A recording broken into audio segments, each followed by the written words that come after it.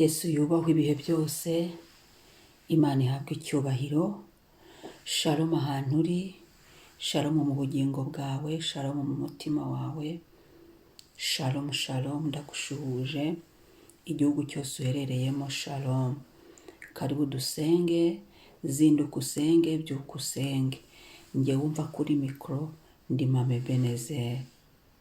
Dusome Yesaya 25 umurongo wa 8, haravuga ngo kandi urupfu azarumira bunguri kugeza iteka ryose.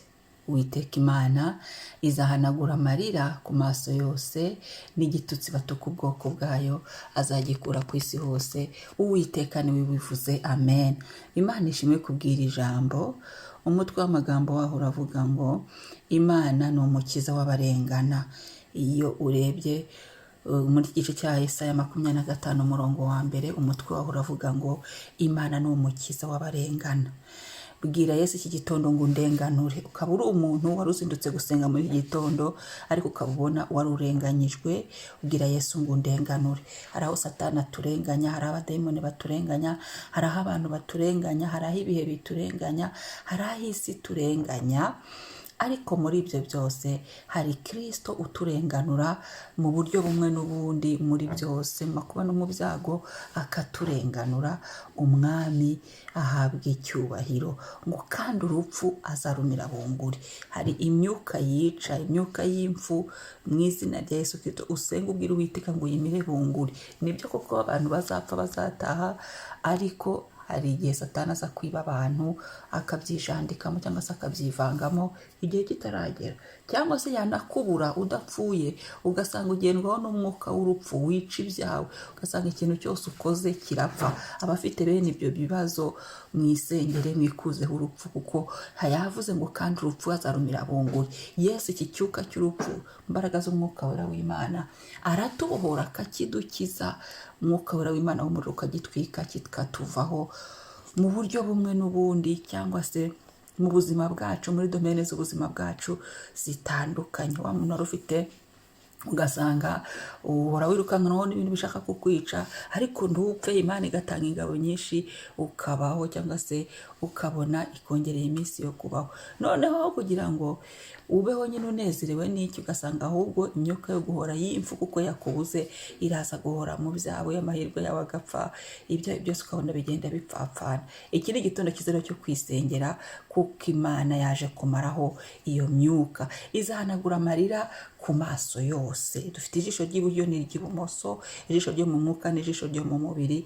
Ayo maso yose Imana yahanaguraho amarira. Ibyakurizaga Imana irabikemura, ibyaturizaga Imana irabikemura, amarira agashira. Kuko ntiwambwira ngo amarira arashize bigihari. Oya, Data arabikemura tukibagirwa ya marira, akaduhanagura amarira ku maso. Nuko ibyo byari bitumye turira bikemuka. N'igitutsi batuka ubwoko bwayo. Bakundwa, abera baratukwa n'igihe batubona nk'uducucu, nk'utujiji, cyane cyane mu gihe cyo kugeragezwa, mu gihe turindiriye amasezerano, muri cya gihe cy'ubutayu.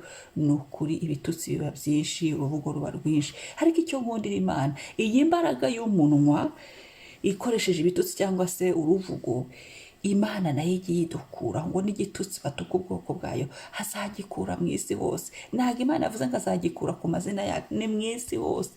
Igitumye umuntu arira, igitumye dutukwa, Imana yaje kugisibanganisha mu isi hose, kibagirane. Aho uzagera hose ku isi, ahubwo uzajya utanga ubuhamya uvuga ngo Uwiteka yamporeje amarira ya naye, nanjye ndi umuhamya wo kubihamya. Haleluya, haleluya. Ni ukuri ku isi hose Uwiteka yampanaguyeho amarira y'ubugumba.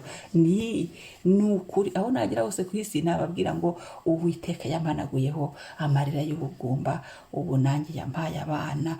Igitutsi, ibitutsi, abamvugaga, abanjyaniraga inzara, babandi bari baransezeye ngo bazagaruka narabyaye, Yesu yabikuyeho. Twadukwasi twose umuntu yakujombaga kwa kukuryanira inzara. Dore noneho iyo ufite ikigeragezo uri no umukozi w'Imana aba ari akandari. Hashimwe Yesu watsinze ibyo bintu, ibyo bigerageza, ibyo bibazo akabidukuraho, bituma dutukwa. Ibitutsi kandi bizana igisebo, bizana kunegurwa, bizana kuzungurizwa amazuru, icyangiro, ibiki, ibyo byose, agacunaguzo, ibyo byose Yesu abidukuraho. ngo n'igitutsi batuka ubwoko bwayo azagikura ku isi hose. Niyavuze mu muryango, niyavuze aho utuye, niyavuze ku isi hose, bazamenya ko Uwiteka ari we Mana. Harisoza bavuga ngo Uwiteka ni we bivuze. Reka dushimire Imana. Nitumara gushimira Imana iduhaye ubuntu bwo kubaho, kandi ndakwibutsa ko iyo tubayeho tuba turi abakandida b'amasezerano. Imana ibitugiriye ubuntu tukemerwa. Haleluya. Turagushimira Papa, turagushimira igitondo cyiza, turagushimira ubuntu kubaho, igitondo cy'ubuzima, igitondo cyo kwemerwa, igitondo cyo kugirirwa neza nawe.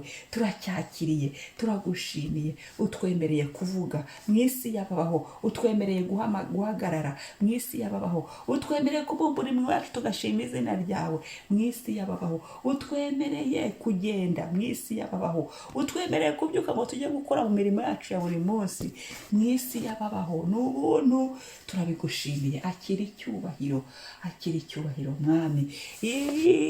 Haleluya. Isi yose yuzuye icyubahiro cyawe. Ndagukunda Mana, singizwa Mwami, himbazwa Mwami, niwubahwe Mwami, niwamamare Mwami. Ndagushimira. N'igihe uje gukuraho imyuka y'imfu, imfu zatwirukankanaga, n'igihe uduhaye kurama, twakiriye kurama, imyaka yacu isubire nk'uko wayiremye, ibyatwicaga biveho, ibyicaga mu marangamutima yacu biveho, ibyicaga mu buzima bwacu biveho, ibyicaga mu mibereho yacu biveho, ibyicaga haleluya mu mitekerereze yacu, ibyicaga mu masezerano yacu, ibyitambikaga haleluya haleluya mu miryango yacu hafi na kure, ibyo byose biveho mu izina rya Yesu. Kuko waje kuba imirabunguri, umwuka wera w'Imana. Buri mwuka wose wica, buri mwuka wose w'urupfu wari wicaye mu byacu, wari waratwicariye, wari uri ku mazina yacu, wari uri ku buzima bwacu, uwumire bunguri nonaha ubu tugisenga. Umirwe bunguri n'imbaraga z'umwuka wera w'Imana. Haleluya. Icyandiko cyatwicishaga gishwanyagurike, gishye gikongoke, uhereye none ukageza iteka ryose. Uwiteka Imana shimwa, shimwe. Ibyacu byari byarapfuye bizuke, ubuzima bwacu buzuke, marangamutima yacu azuke, imibereho yacu izuke. Haleluya haleluya. Twakiriye ubuzima. Imyaka yacu yo kuba turayogeje mu maraso ya Yesu isubire uko wayiremye. Ntituzapfa tuzarama kugira ngo tuve gukomera kwawe Mwami. N'ibyacu ntibizapfa. Haleluya. Ahubwo turabahiriwe, twakiriye guhirwa, twakiriye ibyacu kwaguka, twakiriye kugubwa neza. Haleluya. Mwami turasenze, ibyari bitumye turira kandi birangize, bikemure. Tanga ibisubizo abantu bari bababaye, bariraga kubera ibyo bari bari gucamo, bari bafite agahinda kubera ibyo bari bari gucamo, abari bafite amarira kubera ibyo ibihe bari bari gucamo, bahoze babikemure. Uhanagura amarira burundu. Uri Imana yaje gukamya amarira ku maso yacu, uri Imana yaje guhanagura amarira ku maso yacu. Twakiriye umunezero. Iyo amarira avuyeho turaseka, iyo amarira avuyeho turanezerwa, iyo amarira avuyeho tubyina impundu, iyo amarira avuyeho dusenga y'amashimwe, indirimbo z'amaganya zikavamo. Turagushimiye Mwami ko wabituremeye iki gitondo, ko wabiduhesheje Yesu Kristo. Hari aho twari dufite igitutsi, cyari igitutsi cyose kituveho kubw'amaraso yawe Yesu. Haleluya. Ukidukureho bimenyekane ku isi hose, bimenyekane ko Uwiteka ari we Mana. Kidukureho Mwami icyatumaga dutukwa mu miryango yacu, icyatumaga dutukwa mu nshuti zacu, icyatumaga dutukwa aho dusengera, icyatumaga tujyanirwa inzara. Mwami Yesu, buri gitutsi cyose cyari kituriho ukidukureho. Haleluya. Ijambo riravuga ngo sinshaka kongera gutuma ngo abanyamahanga bagutuka. Ndagushimiye Mwami ko wubahirije ijambo ryawe. ndagushimiye Yesu, ibyo badututse biveho, impamvu zatumaga badutuka zirangire, ibibazo byatumaga dutukwa biveho. Haleluya. Situwasiyo twari turi gucamo zatumaga tuba igitutsi ziveho mu bantu hafi na kure, ubidukureho Mwami. Aho guhereye uyu munsi bimenyekane ko Uwiteka ari we Mana, utugirire neza, bimenyekane ko Uwiteka ari we Mana. Twakiriye ineza yawe, twakiriye ubuntu, twakiriye gukora kwawe, icyubahiro n'amashimwe bikugarukire. Uyu munsi tuwufatanije n'ubuzima. Haleluya. Kuko aho urupfu rwari ruri haza ubuzima. Uyu munsi tuwufatanije n'uburi saha uyu munsi tugira ubuzima, tumererwe neza. Uhereye uyu munsi imyaka yacu yo kubaho ibe mu buzima buzima, amahirwe yacu abe mazima. Haleluya. Twakiriye umunezero, twakiriye ibyishimo, kubera ko iyo ukamije amarira, iyo ukuye amarira ku maso yacu turaseka tukishima. Haleluya. Twakiriye Mwami kubwirwa neza, kumva inkuru nziza, ibyari bitutsi n'inyuro n'ibindi byose bijyana nabyo ko wabidukuyeho. Uyu munsi tufatanyije n'ubwo buntu wakoze Yesu kubituremera, turabyakiriye kuko ari wowe bivuze, turabyakiriye kuko ari wowe biduhesheje, turabyakiriye kuko ari wowe bidukoreye. Izina ryawe nirihimbazwe. Uyu munsi uganze, ugumye udutegekere naho tutarebaho tutaruhabe. Haleluya. Uhire buri wese kandi amaraso ya Yesu aturinde, uduhe kugenda dukiranuka, kugenda duhagarara nk'uko ushaka, nk'uko ushima. Haleluya. Tuguheshe icyubahiro. Urakoze Mwami w'abami, turagushimiye Mukiza. Izina ryawe ni ryiza mu isi yose. Amen. Shalom. Umunsi mwiza.